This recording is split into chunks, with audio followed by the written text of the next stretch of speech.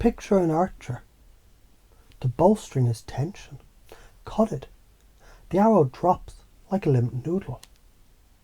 Overpull and let go without control. It'll smack you so hard, you'll taste yesterday's breakfast. Life works the same way. The tension you feel before a big move. That's potential energy. It's a coiled spring, a loaded catapult, a rocket on the pad. You already do this when you wait for the right moment to jump into traffic, instead of stepping in front of a bus. You already do this when you pause before dropping the punchline, so the laugh lands harder. The skill is holding that tension just long enough. Aim deliberate, release when it counts. Most people, they either chicken out and drop the bow, or yank and waste the shot. Your mind runs on frequencies. When your thoughts, emotions and actions sync up, that's coherence. You get constructive interference. Energy stacks, your signal amplifies. When they fight each other, incoherence, you get destructive interference. Your own waves cancel out. That's why after a day of arguing online or obsessing over nonsense, you feel drained without even moving. Phase lock into harmonic inversion. Flip the interference into harmony. Think of it like tuning a guitar string. One twist brings you from screeching noise to beautiful resonance. And you're not just living in the signal.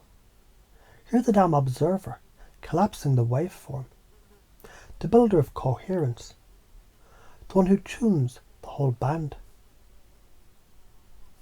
Here's where you trip yourself. Without drama, I'll be boring. No. Without drama, you'll have the stamina to do legendary, story-worth shit. Drama is junk food. Tastes good, but it leaves you empty. But they'll think I don't care. Caring doesn't mean burning yourself alive to keep others warm. Martyrs make good statues, bad role models. If I stop, I'll be invisible. Being seen because you caused a scene. It's like being famous for a mugshot. Stop clipping your wings.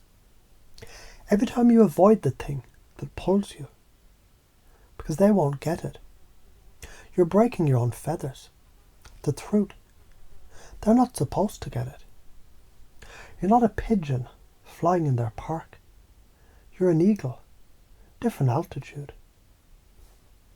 Your prefrontal cortex doesn't wire through lectures. It wires through experience. Every dopamine spike says, mark this matters.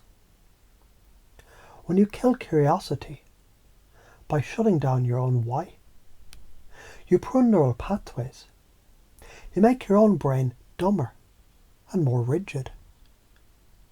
Cause and effect is brutal here. Starve curiosity. You get neural rigidity, compliance over creativity, cultures stagnate. Feed curiosity. You get mental flexibility, adaptability. Civilization leaps forward. This is not woo-woo karma. It's biological inevitability. You already do this. You wait for bread to rise before baking it. You let paint dry before touching it. You save your punch in a fight until you see the opening. That's bowstring mastery. You just didn't label it that yet. So why you don't do it more? Fear. Always fear. Fear of judgment. Fear of silence. Fear. If you're not dancing for attention, no one will clap. But here's the problem. People will judge you no matter what. You could solve world hunger, and some jackass would still complain about your delivery. So stop giving them the veto power over your bowstring. Ever hear something that makes your brain go, wait, what? That's the moment the mind gets wide open.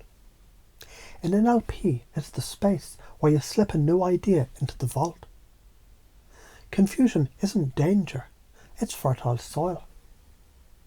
That's why a paradox of unexpected metaphor can change you faster than 10 lectures. The patterns that drain you, picking fights that don't matter, proving you're strong instead of being strong, staying noisy to avoid the quiet truth, choosing short-term relief over long-term power, treating peace like a void instead of a seedbed. From now on, the moment you feel pulled toward distraction, hear this in your bones. Hold the bowstring, tune the string, release when it counts. Your nervous system, it'll start rejecting incoherence automatically. Your focus will sink like gears clicking into place. Your energy will stop bleeding into cheap battles. Your identity will shift from proving to building. Follow this. You string fewer bows, but each one lands a clean, lethal shot. You build things that last.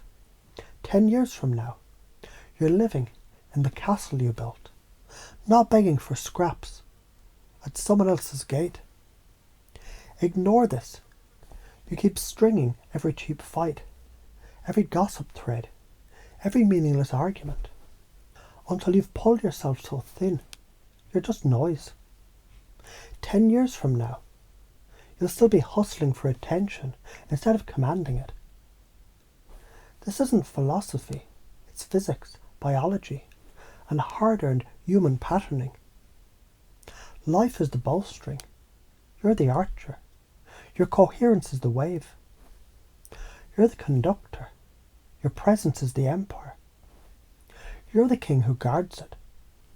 Now carry the lightning, hold the bowstring, tune the string, and stop proving your fire. Build the empire.